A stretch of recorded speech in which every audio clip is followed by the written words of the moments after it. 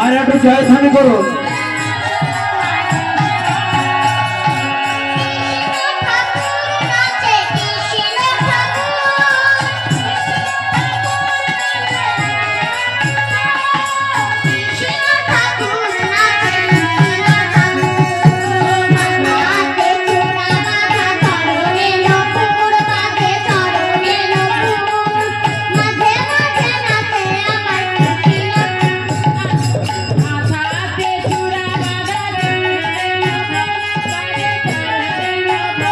মায়ের একটু জয়ধ্বনি করো।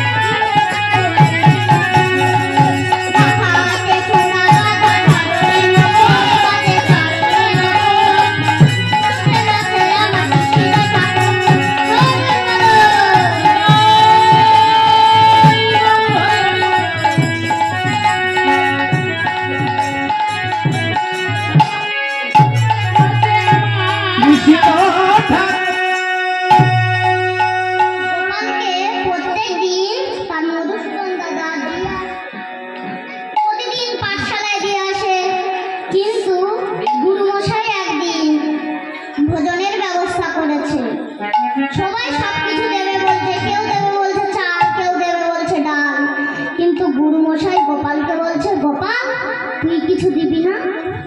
তখন গোপাল বলছে, গুরু মশাই আমি তো মা ছাড়া কিছু বলতে পারছি না, আমি আমার মার কাছ থেকে শুনে আমি তোমাকে বলবো।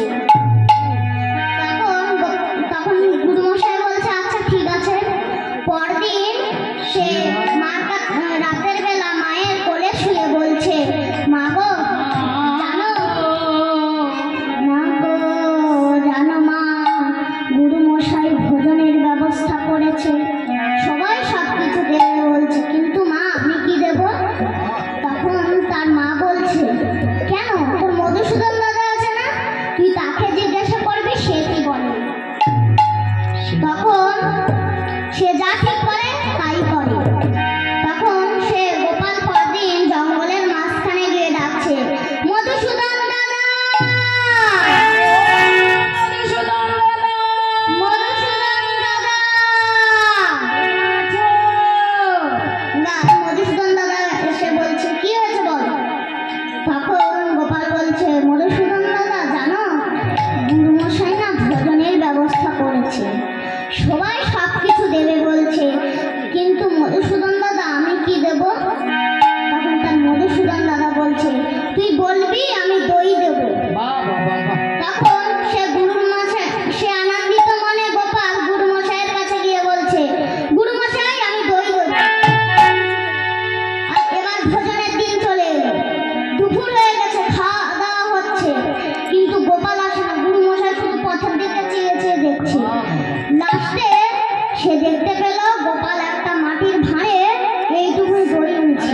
ওই তো গোপাল, ওই তো বাবা ধরে তুই এইটুকুনি দই এনেছিস, আমি এতজনের মধ্যে কাকে দেবো আর কাকে না দেবো? তুই না পারবি, আমাকে বলতে পারতিস। তা তুই এতটুকু দই আমি এতজনের মধ্যে কাকে দেবো?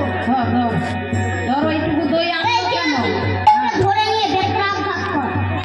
এবার গোপাল বলছে, গুরু মশাই একটু খেয়ে দেখো না, দইটা খুব মিষ্টি।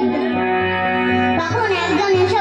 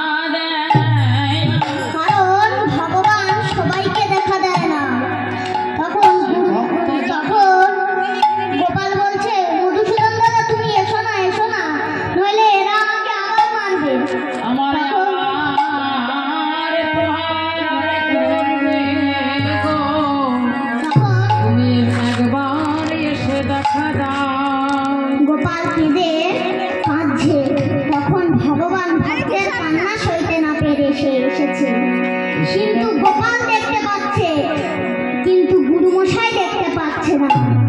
তখন তখন সে সে দেখতে পাচ্ছে না।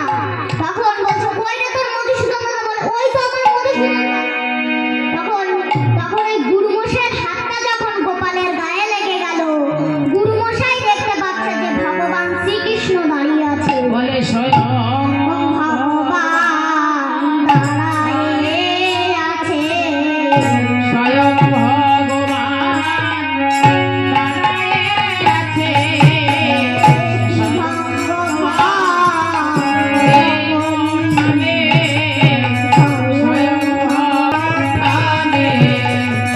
স্বয়ং ভগবান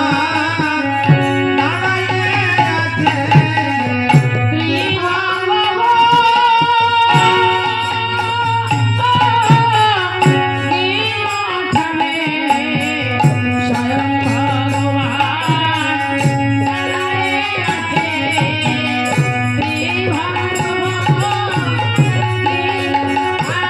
আগে স্বয়ং ভগবান দাঁড়াইয়ে আছে।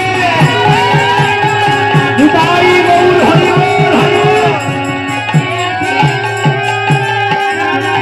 দেখে স্বয়ং ভগবান দাঁড়াইয়ে আছে।